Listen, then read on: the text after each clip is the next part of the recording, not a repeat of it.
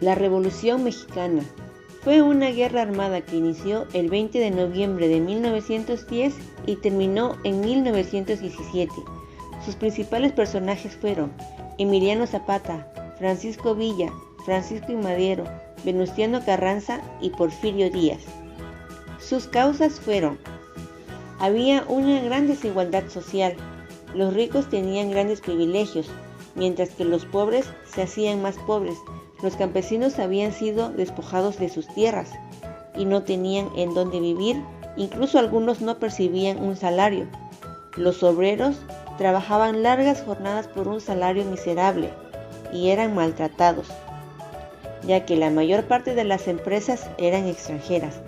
Durante el gobierno de Porfirio Díaz se permitió mucho la inversión extranjera, al grado de que el petróleo, el ferrocarril, la minería y entre otros eran manejados por empresas europeas y estadounidenses. Porfirio Díaz había sido el presidente de México por más de 30 años. Inicialmente, su lema era no reelección, cosa irónica, pues él mismo se reeligió en varias ocasiones. En 1910 se harían nuevamente las elecciones, pero en esa ocasión jugaría un papel importante Francisco I. Madero, quien encabezaba el Partido Nacional Antirreeleccionista, cuyo lema era sufragio efectivo, no reelección.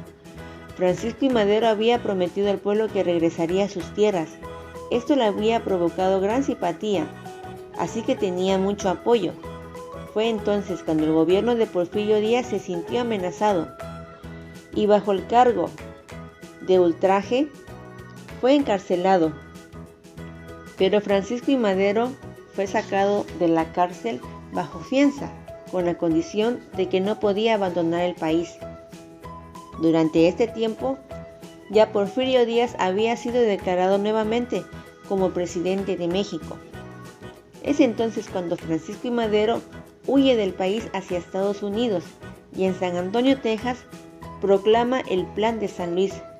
Los principales aspectos de este plan eran que él anunciaba que el 20 de noviembre de 1910 invitaba al pueblo mexicano a levantarse en armas y también desconocía la presidencia de Porfirio Díaz.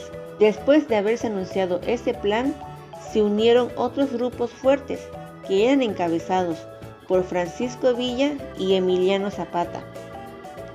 Juntos derrotaron al gobierno de Porfirio Díaz e hicieron que renunciara.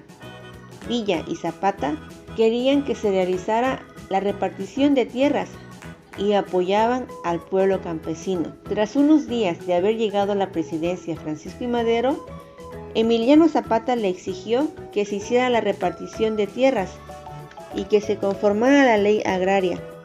Pero Francisco I. Madero le pidió a cambio que entregara las armas, a lo que Emiliano Zapata se negó, y fue entonces cuando dio a conocer el Plan de Ayala bajo el lema Tierra y Libertad y retiró su apoyo a Francisco I. Madero.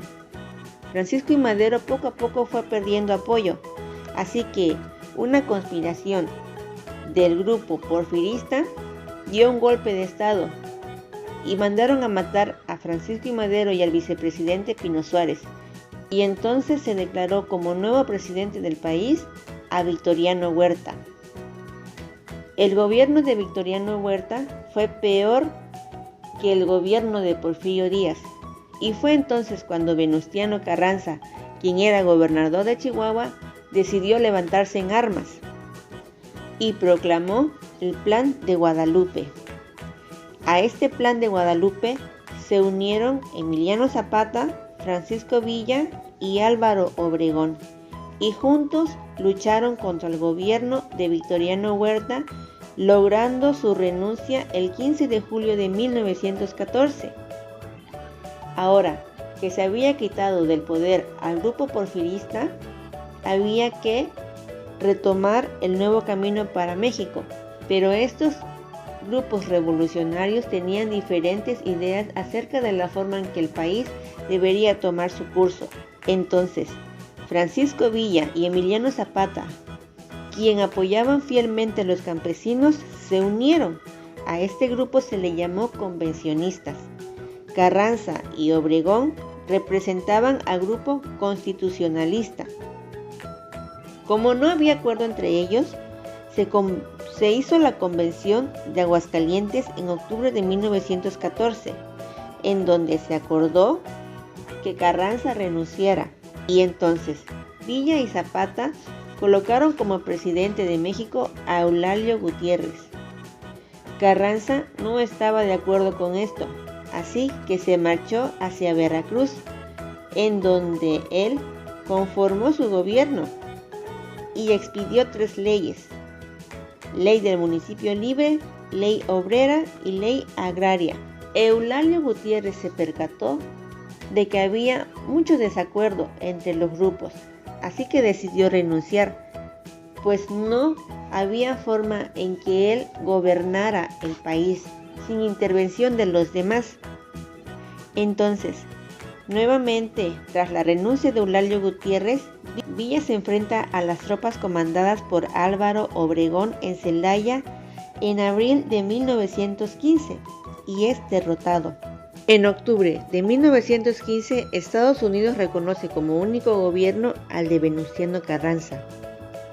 El 14 de septiembre de 1916, Carranza anunció la necesidad de convocar a un congreso para reformar la Constitución de 1857.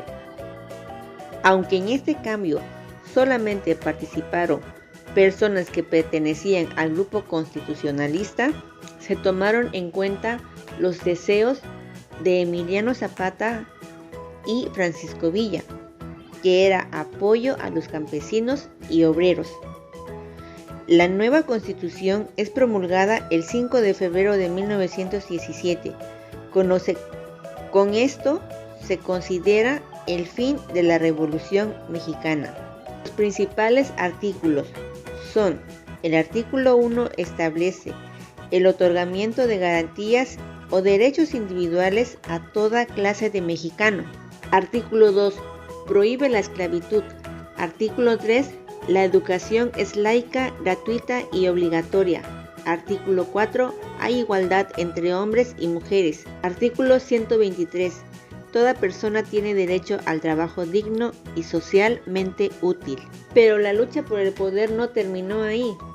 Las diferencias entre las ideas de los distintos bandos que se habían formado durante la Revolución Mexicana desembocó en el asesinato de los líderes revolucionarios. Zapata murió durante una emboscada ante la amenaza que suponía para el gobierno federal en Chinameca, Morelos, el 10 de abril de 1919. Álvaro Obregón, al verse en desventaja con su lucha por la candidatura oficial, mandó a matar a Carranza el 21 de mayo de 1920. Ante el temor de que Villa se levantara en armas, los obregonistas decidieron matarlo asesinándolo en Parral, Chihuahua, el 20 de julio de 1923. Pero durante esta guerra, también los niños y mujeres formaron un papel muy importante, ya que durante el tiempo de la Revolución, los niños formaban el 40% de la población mexicana. Ellos acompañaban a sus padres durante el combate. A partir de los 5 años, cuidaban a los animales, llevaban comida a los revolucionarios y acarreaban agua. De 7 a 9 años, alistaban a las bandas de guerra y cuidaban a los animales.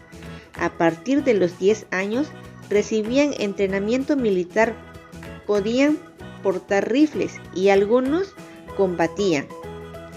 La muerte de los niños era más por enfermedad que por el combate, ya que vivían en condiciones insalubres, en trenes y campamentos. Una de las funciones de los niños era el espionaje. Las mujeres se encargaban de hacer la comida, también combatían, llevaban su canana con balas cruzadas en el pecho. Algunas mujeres destacadas fueron María de la Luz Espinosa, Carmen Vélez Clara de la Rocha, María Quinteras de Meras y Petra Herrera. Actualmente, las bases del Estado mexicano se establecen en la Carta Magna. Bueno, amiguitos, espero que te haya sido útil esta información y si es así, no olvides dejar tu like y compartir. Hasta la próxima.